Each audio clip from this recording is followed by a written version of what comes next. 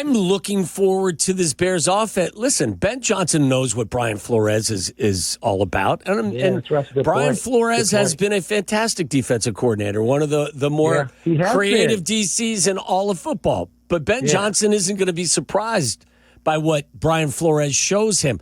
They put a lot of money in that offense. They used the first pick of the draft on the quarterback.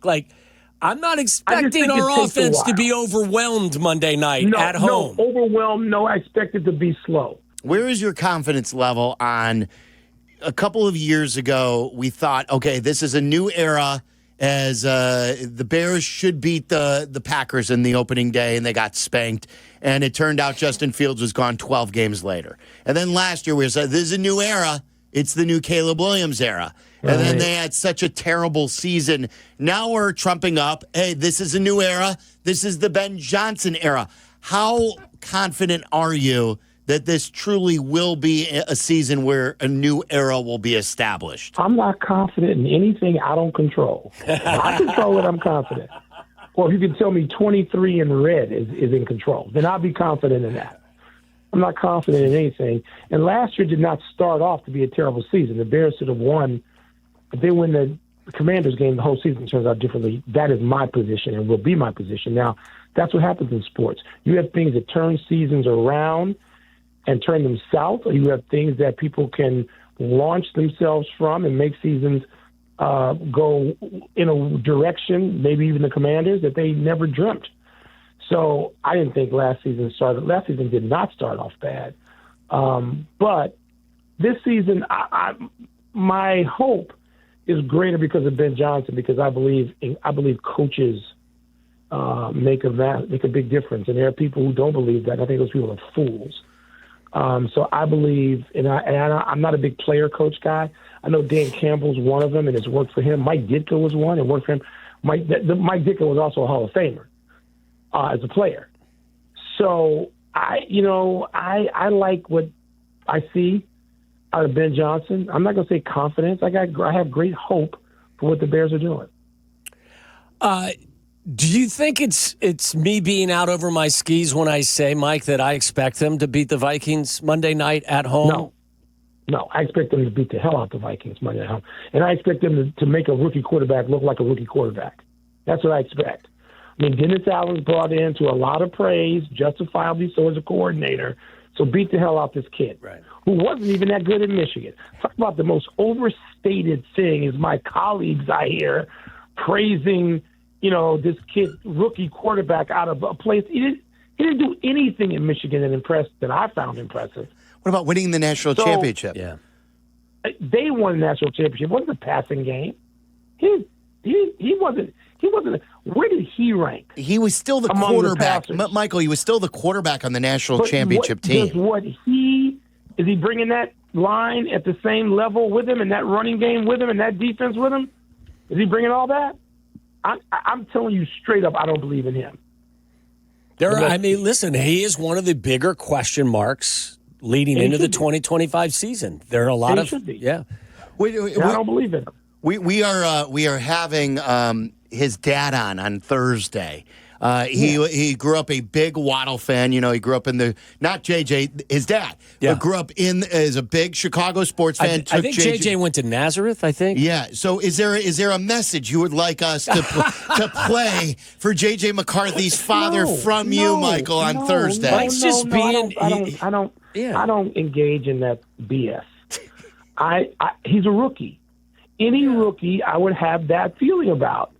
And a year ago, a veteran defense would say to Caleb Williams, we're going to take you out. Yep.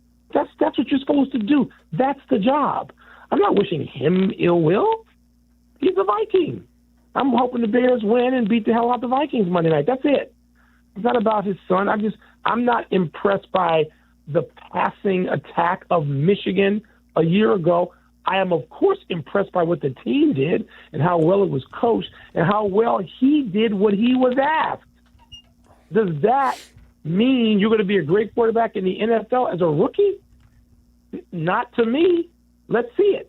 Yeah, that's what sports used to be before we now have people who just, I'm not into extra credit. Let's see. Yeah, it's fair skepticism. I mean, a lot of questions that exist. I would say. And by the way, he can dispel all that, Tommy. Yeah. He may be that kid. Yeah. He may be that player. I got to see it. He's in a good system, with an excellent head coach and he's got a group of talented weapons around him. But it will be an interesting. And by the way, that's reduced because he doesn't have all the receivers. No Jordan Addison. Stealing back. Yeah. And that helps. I mean, and Jefferson is fine. He's come out of preseason unscathed. Look, he may be everything that the pundits, in our business say. I'm not giving any rookie. I mean, Troy Aikman and Peyton Manning didn't do that. Dan Marino did. They're few and far between. The kid in Houston did. And then he had a backslide his sophomore year, but he had a hell of a rookie year. There are some guys who are capable of a hell of a rookie year. I'm not conceding that. I expect the Bears defense to knock him around a little bit. And that's nothing against him or his father or anybody else. So I'm listen. I had to poke the bear. Come on, I tried, Michael. I'm looking forward to this Bears offense. Listen, Ben Johnson knows what Brian Flores is all about, and Brian Flores has been a fantastic defensive coordinator, one of the more creative DCs in all of football. But Ben Johnson isn't going to be surprised by what Brian Flores shows him. They put a lot of money in that offense. They used the first pick of the draft on the quarterback. I'm not expecting our offense to be overwhelmed Monday night at home. No, overwhelmed. No, I expect it to be slow.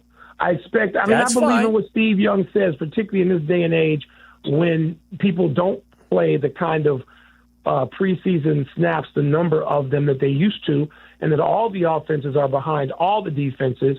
That goes to the Bears defense and Minnesota's offense as well.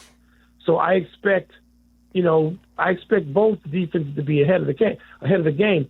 But I hear you, Tommy. I'm not doubting that. I expect the Bears offense to get going at some point. Yeah. I don't expect them to hang 40 on anybody in the season opener, given that they still got pre-snap penalties. They still got some confusion from what we saw in the second preseason game. But I expect the Bears defense to expose that in the Minnesota offense as well. None of that is acceptable to me at home because you can control the environment. I get it. You go on the road against Minnesota in that building, opening game of the season. If you come out and you don't have a clean procedural performance, then shame on you. You guys have had a long time to work on this stuff. And I hope you're right. Maybe you're changing my mind. I have zero tolerance for them to come out here and have a bunch of delay of game penalties and pre-snap penalties. That's zero tolerance, Tom Waddle. Yeah, I like it. I love it. But seriously, this isn't high school football. Yeah. This is the NFL. Ben Johnson was named coach in January of this past year. Yeah. They've had plenty of time to work on this. But people still have to perform, and that's my point about That's true. People still have to perform. I don't care what the system is. You got to play. There's a whole lot of people with great systems that don't play worth a damn. I'm not saying he's going to be one of them.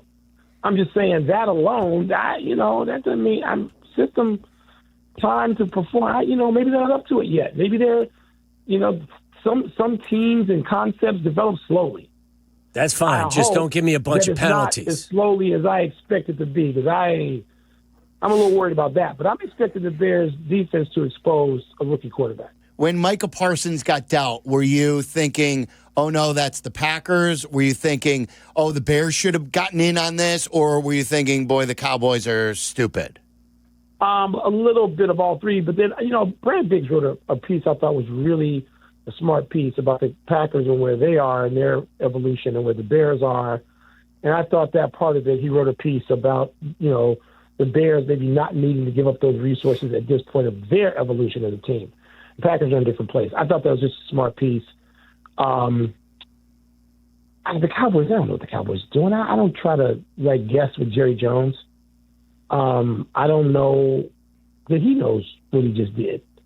It's gonna, even if you scout perfectly, and you can draft people at the end of the first round. I reject the notion that you need to have a top 6 pick, or you can draft brilliantly at the end of the first round. Suppose you drafted the equivalent of Richard Dent in the 7th round, or whatever. What was Richard drafted? 8th. Okay, so I don't want to hear that you can't get, but you got to do it. We talk about this with the Bulls all the time. You have to scout. You have to get it right with the draft.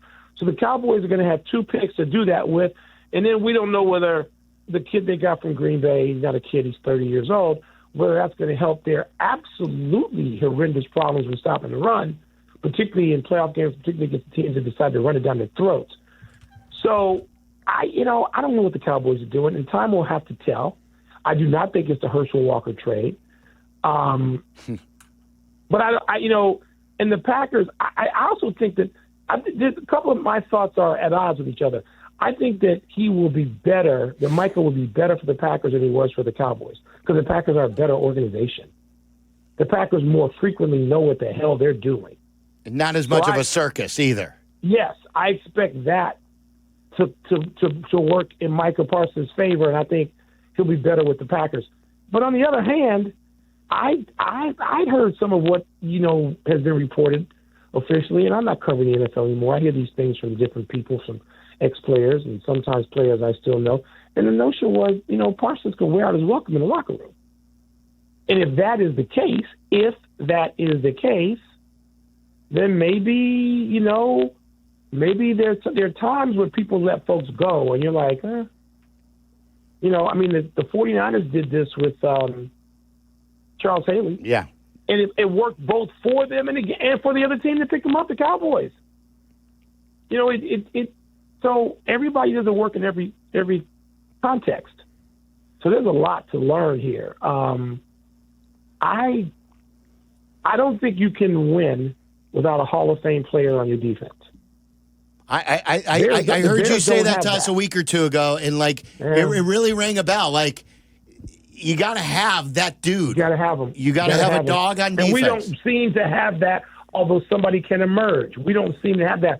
I was hoping that might be Booker. What kind of time are we thinking he's going to miss now? It's missing at least the first month. Yeah, because they put him on the regular IR. Yeah, I'm worried about that. I was hoping that he might be that guy playing that position, having had that kind of preseason.